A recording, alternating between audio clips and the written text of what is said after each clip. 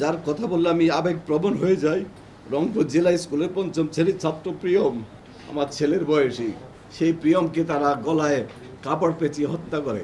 স্যারকে খুন করা হচ্ছে, তখন উনি বাঁচার জন্য আপ্রাণ চেষ্টা করে এবং কিছু শব্দ হয়। একটা প্যাচ গলার উপর দিয়ে যায়, একটা প্যাচ মুখের উপর দিয়ে যায়। তারা এত জোরে এই রশিটা টান দেয়, তার মুখের চোয়াল ভেঙে যায় এবং চোখটা ঠিকরে বের হয়ে যায়। গণপতি চক্রবর্তী স্যার ছিলেন একটা সম্মানিত লোক। ওনার ফ্যামিলি ছিল, কারোর সাথে কোনো কলহ বিবাদ কিছু ছিল না।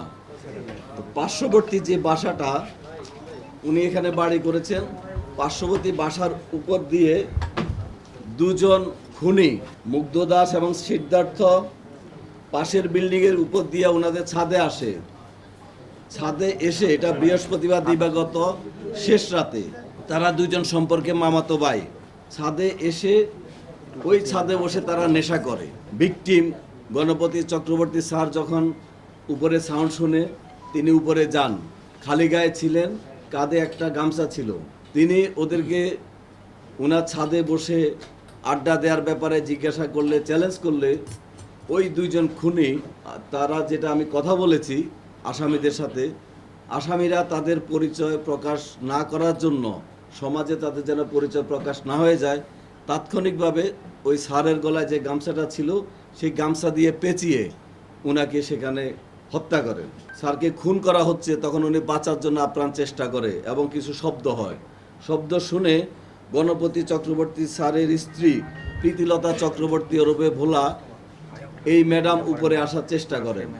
উপরে আসার সময় ওই দুইজন খুনি উনাকে সিঁড়ির মধ্যেই গলায় গামছা পেঁচিয়ে, সেখানে ছাদের উপরে কাপড় চোপড় ছিল, পুরনো এটা গামছা পেঁচিয়ে উনাকে সিঁড়ির মধ্যে হত্যা করেন। জীবন অবাক না করলে কে করবে? 28% মিল্ক ফ্যাটের অবাক করার সাথে ফ্রেশ মিল্ক পাউডার। জীবন অবাক করুক প্রতিদিন। উনার চিৎকার চেঁচামেচিতে উনার মেয়ে প্রার্থী চক্রবর্তী, বয়স 25, সে যখন এগিয়ে আসে, প্রার্থী চক্রবর্তীকে তারা খুন করে গামছা পেঁচিয়ে। খুনিদের বক্তব্যে আমি যেটা শুনলাম, প্রার্থী চক্রবর্তী মারা যাচ্ছিল না, প্রায় 4-5 মিনিট লাগে তার প্রাণ যাওয়ার ক্ষেত্রে। সেই সময় তারা রশি দিয়ে তার গলায় এবং মুখে পেঁচিয়ে ধরে। একটা প্যাচ গলার উপর দিয়ে যায়, একটা প্যাচ মুখের উপর দিয়ে যায়। তারা এত জোরে এই রশিটা টান দেয়, তার মুখের চোয়াল ভেঙে যায় এবং চোখটা ঠিকরে বের হয়ে যায়।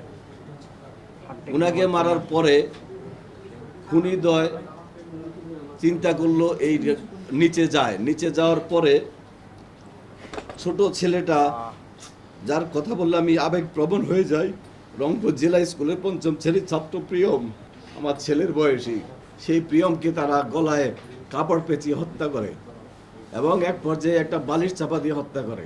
হত্যা করার পরে সকাল হয়ে যায়। এরপরে তারা ওই বাসায় ছোট ছেলেটা যে রুমে ছিল সেই রুমের বাথরুমে গোসল করে। প্রথমে সিদ্ধার্থ গোসল করে, সিদ্ধার্থ বের হওয়ার পরে মুগ্ধ গোসল করে। গোসল করার পরে তাদের ডাইনিং টেবিলে বসে তারা খেজুর খায়। সেখানে একটা বইমে খেজুর ছিল। খেজুর খাওয়ার পরে তাদের কাছে একটা পিস ইয়াবা ছিল। সেই ইয়াবা তাদের ডাইনিং টেবিলে বসে সেবন করে এবং ইয়াবার আলামত আমরা পেয়েছি। সকাল হয়ে যায়, জুমার দিন ছিল, তারা অপেক্ষা করতে থাকে বাইরে লোকজন যেন কমে যায়। যখন জুমার নামাজের সময় হয়, তখন তারা, মুসল্লিরা নামাজে ব্যস্ত ছিল, রাস্তাঘাট ফাঁকা ছিল, দুইজন বাসার থেকে বের হয়ে সাথে লুট করে নিয়ে যায়। এর মধ্যে সিদ্ধার্থ, সে একটা স্বর্ণের দোকানের কারিগর, পিকে পাল জুয়েলার্সে 8 বছর যাবৎ স্বর্ণের কাজ করে। কাজে সে কোনটা স্বর্ণ কোনটা ইমিটেশন সে চিনে এবং একটা চুড়ি সে আগুন দিয়ে পরীক্ষা করে। আমরা যখন কালকে আলামতটা পেলাম যে একটা চুড়িকে স্বর্ণের চুড়ি কিনা পরীক্ষা করার জন্য আগুন দিয়ে টেস্ট করা হয়েছিল, তখন আমরা অনুমান করেছিলাম স্বর্ণের কাজে অভিজ্ঞ হয়তো কেউ থাকতে পারে। আমাদের সেই অনুমানটা সঠিক হয়, সিদ্ধার্থ স্বর্ণের কাজে অভিজ্ঞ।